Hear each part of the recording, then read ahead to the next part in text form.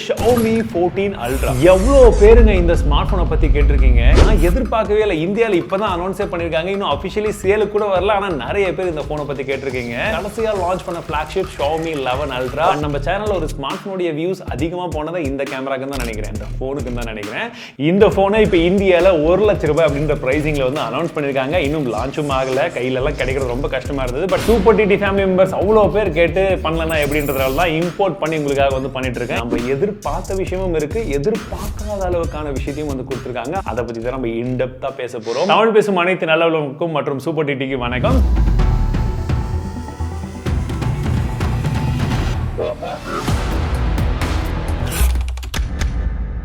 பின்பக்கம் இருக்கக்கூடிய எல்லா கேமராவுமே முக்கியமான கேமராஸ்ங்க. நாலுமே சோனி சென்சர் தான். பிரைமரி சென்சர் சோனியுடைய லைட் சென்சர் யூஸ் பண்ணிருக்காங்க.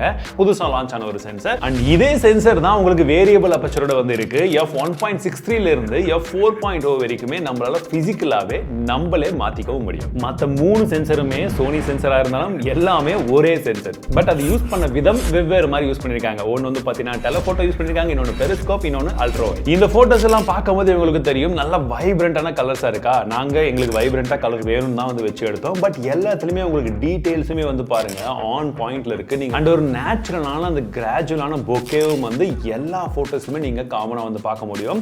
இது எல்லாமே வந்து பாத்தீங்கன்னா இந்த சென்சரோட பேஸ் 23 mm கான ஃபோக்கல் லென்த்ல எடுக்கப்பட்ட இமேஜஸ். சரி, ஹியூமன் சப்ஜெக்ட் எப்படி இருக்குன்னு வந்து பாத்தீங்கன்னா இதுலயுமே டைனமிக் ரேஞ்ச் வந்து நல்லா இருக்குங்க. என்ன ஒரு விஷயம்னா கொஞ்சமா yellowish டோனா தெரியுற மாதிரி நீங்க ஃபீல் பண்ணீங்கன்னா அது ஒண்ணும் கிடையாதுங்க. நாங்க ஈவினிங் டைம் அந்த கோல்டன் ரேஷன் சொல்லுவோம் இல்லையா, அதை ஓரளவுக்கு இது ப்ராசஸ் பண்ணிருக்கு. இதுவே வந்து நம்ம 2x ல போனோம்னு வெச்சுக்கோங்க, ஒருவேளை 46 mm ல எடுக்கும்போது எட்ஜ் ரிடக்ஷன் எந்த அளவுக்கு சொதப்பி வச்சிருக்குன்னு சொல்லிட்டு சோ இதுல இன்னும் நிறைய விதமான விஷயங்களை அவங்க ஆப்டிமைஸ் பண்ண வேண்டியதும் இருக்கு, ஃபிக்ஸ் பண்ண வேண்டியதும் இருக்கு. ஒருவேளை இதுக்கு மேல நம்ம ஜூம் பண்ணி எடுக்கிறோம்னு வெச்சுக்கோங்க 3.2x அதாவது 75 mm ஃபோக்கல் லென்த் எடுக்கிற மாதிரி இருந்தா அப்ப என்ன ஆகும்னா நம்மளுடைய அடுத்த சென்சார் Sony IMX858 அப்படி சொல்லக்கூடிய அந்த சென்சாருக்கு ஆட்டோமேட்டிக்கா ஸ்விட்ச் ஆயிடும். இதுதாங்க ஃப்ளோட்டிங் லென்ஸ். சென்சார் இருக்கு, சென்சார்ல இருந்து வந்து பாத்தீங்கன்னா ஒரு ஸ்டாண்டர்டான லென்ஸ் ஒன்னு வந்து அந்த தூரமா வந்து இருக்குங்களா. இது ரெண்டுத்துக்கு மத்தியில வந்து பாத்தீங்கன்னா ஒரு ஃப்ளோட்டிங் லென்ஸ் வந்து இருக்கும். சோ இது எந்த இடத்துல யூஸ் ஆகும்னா நீங்க தூரமா இருக்கக்கூடிய ஒரு ஆப்ஜெக்ட்டை வந்து ஃபோக்கஸ் பண்றீங்க ஜூம் பண்ணி அப்படின்ற பட்சத்துல அந்த டைம்ல இந்த ஃப்ளோட்டிங் லென்ஸ் வந்து பாத்தீங்கன்னா அந்த ஸ்டாண்டர்ட் லென்ஸ் கிட்ட வந்து போய்டும். அப்போ உங்களுக்கு அந்த ஜூம் ஆயிருக்கக்கூடிய அந்த ஆப்ஜெக்ட்டும் ஃபோக்கஸ் ஆகும். இதுவே நீங்க பக்கத்துல இருக்கக்கூடிய ஆப்ஜெக்ட்டை ஃபோக்கஸ் பண்ணி எடுக்கணும்னாலுமே அந்த ஃப்ளோட்டிங் லென்ஸ் மட்டும் அழகா வந்து மூவ் ஆயிடும். சோ உங்களுக்கு ஒரே கல்லுல 2 மாங்கான்னு நினைப்பீங்க, அதுதான் கிடையாது, 3 மாங்காவும் இருக்கு. ஏன்னா இந்த மாதிரி ஃப்ளோட்டிங் லென்ஸ் இருக்கிறதுனால நம்ம ஒரு மேக்ரோ போட்டோகிராஃபியுமே 10 சென்டிமீட்டர் வரைக்குமே இந்த பர்టిక్యులர் லென்ஸை வச்சு எடுக்கவும் முடியும். ஹியூமன் சப்ஜெக்ட் எடுக்கும்போது கொஞ்சம் வைப்ரண்டான ஒரு கலர்ஸ் தான் வந்து இருக்கு. பட் ஜெனரலா நம்ம பார்க்கும்போது நல்லா இருக்க மாதிரி இருக்கு. பட் இதுவே நம்ம வேற இடத்துல எடுத்த அந்த இமேஜை பாருங்க, அந்த எட்ஜ் ரிடக்ஷன்லாம் வந்து அந்த அளவுக்கு வந்து கிடையாதுங்க. ஸோ லைக் ஆடியோ காம்பினேஷன் நம்ம அந்த சாஃப்ட் ஸ்கின் இதெல்லாம் வந்து ட்ரை பண்ணும்போது கொஞ்சம் இடிக்க தான் செய்யுது. பட் மேக்ரோ சர்ப்ரைசிங்லி நல்லாவே இருக்கு. இந்த கலர்ஸ் எல்லாம் வந்து பாருங்க செம்மையா பாப் அவுட்டா இருக்கு. பட் இதுவே நீங்க ஃபுல்லா ஜூம் பண்ணி எடுத்த அந்த ஒரு ஷாட் இதே சென்சரை வச்சு அது பாருங்க உங்களுக்கு 420 mm கான அந்த ஃபோக்கல் லென்த்ல பார்க்கும்போதும் இமேஜ் உடைய குவாலிட்டி நல்லா இருக்கு. அடுத்ததா பெரிஸ்கோப் லென்ஸ்ல நாங்க 120 mm ஃபோக்கல் லென்த்ல எடுத்த அந்த இமேஜஸ் வந்து பாருங்க ஓரளவுக்கு நார்மலா இந்த பெரிஸ்கோப் லென்ஸ்ல எடுக்கும்போது இமேஜ் வந்து கொஞ்சம் சாஃப்டான மாதிரி தெரியும். பட் இந்த இடத்துல நல்லாவே வந்து ப்ராசஸ் பண்ணிருக்கு. எடுத்த டிஃப்ரெண்ட் ஆங்கிள் எல்லா இடத்துலையுமே டீடைல்ஸுமே வந்து நல்லா இருக்கு. அந்த கிராஜுவல் பிளர் பின்பக்கம் பார்க்கறதுக்கு அந்த இமேஜுமே வந்து நல்லா இருக்கு. ஆனால் இதில் இன்னொரு விஷயம் நீங்கள் நோட்டீஸ் பண்ண வேண்டியது என்னன்னா, எக்ஸாம்பிளுக்கு இந்த இடம் பாருங்க, நான் முன்னாடி இருக்கக்கூடிய அந்த ரெட் கலர் பழத்தை விட்டுட்டு பின்னாடி இருக்கக்கூடிய அந்த ஸ்டெம்மை தான் வந்து ஃபோட்டோ எடுத்திருக்கேன். அதுவா இருக்கட்டும், இல்லை பின்பக்கமாக இருக்கக்கூடிய அந்த ஒரு வேலி மாதிரி இருக்கிறது அதுவா இருக்கட்டும், ஃப்ரண்ட்ல இருக்கக்கூடிய பழமா இருக்கட்டும், எல்லாமே அதுக்குண்டான ப்ராப்பர்ட்டிஸோட கரெக்டான ஒரு பிளரோட வந்து இருக்கிற மாதிரி இருக்கு. இது வந்து பார்த்தீங்கன்னா இன்ஃபேக்ட் வந்து நான் 10x ல வந்து ஜூம் பண்ணி எடுத்திருக்கேன் 240 mm ஃபோக்கல் லென்த்ல. இந்த ரெண்டு போட்டோவை பாருங்க, 75 mm டெலபோட்டோ லென்ஸ்ல எடுத்த அந்த போட்டோக்கும் உங்களுக்கு பெரிஸ்கோப் 120 mm ல எடுத்த அந்த போட்டோக்கும் எந்த அளவுக்கு டிஃபரன்ஸ் தெரியுது. இன்ஃபேக்ட் சொல்ல போனா முன்னாடி இருக்கக்கூடிய அந்த ஆப்ஜெக்ட் உடைய கலர் சயின்ஸ்ல இருந்து மற்ற எல்லா விஷயங்களும் காமனா தான் வந்து இருக்கு. ஒன்னு டெலபோட்டோ, ஒன்னு பெரிஸ்கோப், 3.2x 5x நீங்க எந்த ஒரு மோட்ல நீங்க போயிட்டு போட்டோ எடுத்தாலுமே உங்களுக்கான அந்த இமேஜ் உடைய குவாலிட்டி எல்லாமே வந்து பாத்தீங்கன்னா கன்சிஸ்டன்டா இருக்கிற அளவுக்கு வந்து இவங்க ஃபுல் அண்ட் ஃபுல்லா ஹார்ட்வேரையும் வச்சிருக்காங்க. அதுக்கான ஆப்டிமேஷன் வந்து பண்ணிருக்காங்க. நீங்க பார்த்த இமேஜஸ் வந்து தெரிஞ்சிட்டு இருக்கும். எல்லாமே வந்து பாத்தீங்கன்னா காமனான சென்சர் தான் இந்த இடத்துல யூஸ் பண்ணிருக்காங்க.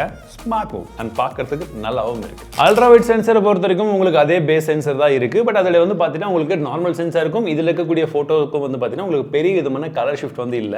இருந்தாலும் லெஃப்ட் சைடுல அந்த மரத்துல வந்து பாத்தீங்கன்னா கொஞ்சம் அந்த ஷேடோஸ் கொஞ்சம் எக்ஸ்ட்ராவே வந்திருக்கு. அது கொஞ்சம் நாய்ஸும் வந்து கிரியேட் பண்ணுது. அண்ட் இந்த லென்ஸ்லயே உங்களால மேக்ரோ போட்டோவும் வந்து எடுக்க முடியும். பட் என்னன்னா இது அல்ட்ரா வைட் சென்சர் அப்படின்றதுனால உங்களுக்கு எட்ஜ்ல எல்லாம் வந்து பாத்தீங்கன்னா அந்த டிஸ்டார்ஷன் வந்து தெரியும். எக்ஸாம்பிளுக்கு இந்த போட்டோ எல்லாம் பாத்தீங்கன்னா எக்ஸாக்ட்லி நான் என்ன சொல்ல வரேன்றது உங்களுக்கு புரியும். இந்த போன்ல நீங்க 120x வரைக்கும் ஜூமும் எடுக்க முடியும். சோ நம்ம கிட்ட ஏற்கனவே Samsung Galaxy S24 Ultra இருக்கு 100x ஜூம் 3x ஜூம்ல எடுக்கும் போதே டிஃபரன்ஸ் வந்து ஓரளவுக்கு மேட்ச் பண்ற மாதிரி தான் இருக்கு. நம்ம Samsung பெஞ்ச்மார்க் வச்சுட்டு இந்த Xiaomi போனை கம்பேர் பண்ணும்போது கிட்டத்தட்ட ஒரு 85 to 90% வரைக்குமே அதோட இமேஜ் குவாலிட்டியை வந்து இந்த Xiaomi போனும் வந்து கொடுக்குது. இதுல இருந்து அடுத்ததா 10x ஜூம்ல வந்து பாத்தீங்கன்னா இந்த இடத்துல தான் உங்களுக்கு Xiaomiல கொஞ்சம் அந்த ஷேடோஸ் கொஞ்சம் ப்ராசஸ் பண்ணாம இருக்கோ கொஞ்சம் அதிகமா தெரியுதோ அப்படின்ற மாதிரி ஃபீல் இருக்கும். 50x ஜூம் போகும்போது ஆட்டோமேட்டிக்கலி இது வந்து பாத்தீங்கன்னா பெயிண்ட் பண்ண மாதிரி தான் வந்து இருக்கும். ரெண்டுமே கிட்டத்தட்ட அதே மாதிரி தான் இருக்கு. இப்போ நம்ம 100x மற்றும் 120x பக்கம் வச்சு பாத்தீங்கன்னா உங்களுக்கு கிளியர் விசிபிளா வந்து தெரியும்.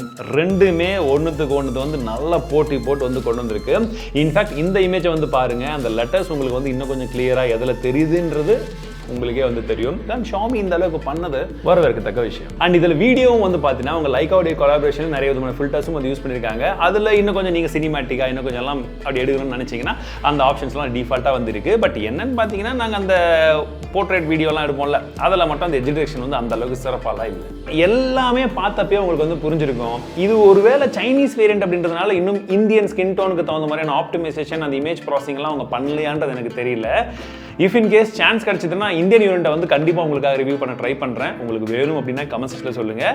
பட் இந்த டெக்னாலஜி வைஸாக பார்க்கும்போது நிறைய விஷயத்த நல்லாவே வந்து இம்ப்ளிமெண்ட் பண்ணியிருக்காங்க. அண்ட் இதுதான் நமக்கு தேவை. ஏன்னா எப்போவுமே வெறும் சாம்சங்கு வெறும் ஐஃபோனு இவங்களை மட்டுமே நம்பிக்க முடியாது. இல்லை ஃப்ளாக்ஷிப்பில் காம்படிஷன் இருந்தால் தான் நம்ம எல்லாருக்குமே நல்லது. ஸோ இருக்கிற பெஸ்ட் ஃப்ளாக்ஷிப் அப்படின்னும் போது அந்த Snapdragon 8 Gen 3 அதுதான் இதுலையுமே இருக்குது. ஆனால் அதோட ஸ்கோர் எந்த அளவுக்கு வந்ததுன்னு பார்த்தீங்கன்னா Antutuல ஒரு நல்ல ஸ்கோர் வந்துச்சுங்க. ஆனால் Antutu ரன் ஆகும் போது என்னாச்சுன்னா நான் Xiaomi வேலையை காமிச்சிட்டியா அப்படின்னு சொல்லி தான் நினைச்சோம். ஃபோன் கொஞ்சம் ஹீட் ஆக ஆரம்பிச்சிருச்சு.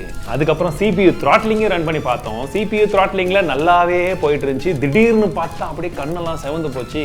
எனக்கு இல்லைங்க, சார்ட்டை சொல்றேன். இதுக்கப்புறம் 3D மார்க்கை வேற ரன் பண்ணுமான்னு யோசிச்சுட்டு இருக்கும் போது தான் நாங்கள் கேமரா டெஸ்டிங்லாம் பண்ணிட்டு இருந்தோமா. கேமரா டெஸ்டிங் பண்ணும் போதே தெரிஞ்சு போச்சு இதில் 3D எக்ஸ்ட்ரீம் ஸ்ட்ரெஸ் டெஸ்ட்டை பண்ணவே வேணான்னு. ஏன்னா கேமரா எடுக்கும் போதே கொதிக்க ஆரம்பிச்சிடுச்சிங்க, செம்ம ஹீட் ஆக ஆரம்பிச்சிடுச்சு. அதுவும் இந்த இடத்துலலாம் நல்லாவே வந்து ஃபீல் ஆகுது. இந்தியாவில் லான்ச் பண்ணும்போது கண்டிப்பாக இதை அவங்க ஃபிக்ஸ் பண்ணி தான் கொண்டு வரணும். வெயிட் டிஸ்ட்ரிபியூஷன் செம்மையாக இருக்குல்ல அப்படின்னு சொல்ல முடியல. ஏன்னா நான் பேலன்ஸ் பண்ணியிருக்கிறேன், கஷ்டப்பட்டு பேலன்ஸ் பண்ணியிருக்கிறேன். ஏன்னா இங்கே இவ்வளோ பெருசாக ஒரு ஸ்டெப் அப் கொடுத்துருக்காங்க பார்த்தீங்களா, அதில் அடிச்சு அப்படி நிற்க வச்சிங்கன்னா அப்படி மாட்டிக்கும். மாவீரனில் வந்து சிவகார்த்திகேயன் அப்படி கீழே தொங்க வரல அப்படி மாட்டிக்கும். இதே எனக்கு செம்ம வெயிட்டாக இருந்துச்சு. இப்போ இதை எடுத்து பார்த்தா ரெண்டுமே ஒன்றுத்துக்கு ஒன்று சளைச்சது இல்லைன்ற அளவுக்கே வெயிட்டாக வச்சிருக்காங்க. இதுவாச்சும் கொஞ்சம் ஸ்லிம்மாக இருந்துச்சு. இது செம்ம திக்னஸுங்க. ஏதாவது இந்த மாதிரி ஒரு கேஸ் இருந்துச்சு. இந்த மாதிரி ஒரு கேஸை போட்டு கையில் பிடிச்சிங்கன்னா மட்டும்தான் சாலிடாக யூஸே பண்ண முடியும். மற்றபடி உங்களுக்கு வயர்லெஸ் ஃபாஸ்ட் சார்ஜிங் இதெல்லாமே இருக்குது. பட் இந்த பர்ஃபார்மன்ஸ்க்கு இந்த கேமராவுக்கு 5000 mAh வந்து எப்படி தாக்கு பிடிக்கும்னு எனக்கு தெரியல. ஏன்னா அவங்களுடைய ஆப்டிமைசேஷன் எந்த அளவுக்கு இருக்க போதுன்னே வந்து தெரியல. இந்த அளவுக்கு சூடு வேற ஆகுது. அது கொஞ்சம் கஷ்டம் தான். Xiaomi இந்த ஸ்மார்ட் போனை இந்தியாவில் லான்ச் பண்ணணும்னு முடிவு எடுத்தது ரொம்ப வரவேற்கத்தக்க ஒரு விஷயம். ஏன்னா நமக்கு கண்டிப்பாக அந்த ஆப்ஷன்ஸ் அப்படின்றது இருக்கணும். திரும்ப ஒரு தடவை சொல்லிடுறேன். ஆனால் ஒரு ஃபிளாக்ஷிப் ஸ்மார்ட் போன் 1 லட்ச ரூபாய் கொடுத்து ஒருத்தர் வாங்கணும்னு முடிவு பண்ணிட்டாங்கன்னா Xiaomi என்ன தராங்கன்றது ஒன்று இருக்குல்ல. ஜஸ்ட் தியரிட்டிக்கலா பேப்பர்ல இருக்கக்கூடிய இந்த ஹார்ட்வேரை மட்டும் பார்க்காம லாங் டேர்ம்க்கு அவங்க யூஸ் பண்ண வைக்கிறதுக்கு சாஃப்ட்வேர்ல எவ்வளோ ஆப்டிமைசேஷன் பண்ண போறாங்க அப்படின்றது ரொம்ப முக்கியமான விஷயம். அட் த சேம் டைம் எவ்வளோ லாங்கா அவங்க சாஃப்ட்வேரை கரெக்டாக புஷ் பண்ணுவாங்க இந்த ஸ்மார்ட் போனுக்கு அப்படின்றதும் ரொம்பவே முக்கியம். இந்த விஷயத்த கண்டிப்பா Xiaomi இந்தியாவில் பண்ணி தான் ஆகணும். அப்பதான் கரெக்டாக இருக்கும். நீங்க என்ன நினைக்கிறீங்க? இந்த ஸ்மார்ட் போன் 1 லட்ச ரூபாய்க்கு லான்ச் பண்ணிருக்கிறது ஒர்த்துன்னு நினைக்கிறீங்களா? இல்ல ப்ரோ எதுக்கு ப்ரோ நம்ம இதெல்லாம் வாங்க மாட்டோம்னு நினைக்கிறீங்களா? கமெண்ட்ஸ்ல சொல்லுங்க. இருங்க, மற்ற ஸ்மார்ட் போன்ல இது என்னடா ஐபோன்ல ஆடவே இல்லை. ஐயோ இது ஃப்ளோட்டிங் லென்ஸுப்பா. ஐபோனு ஒருவேளை போச்சா லைட் வச்சிருப்பாங்க.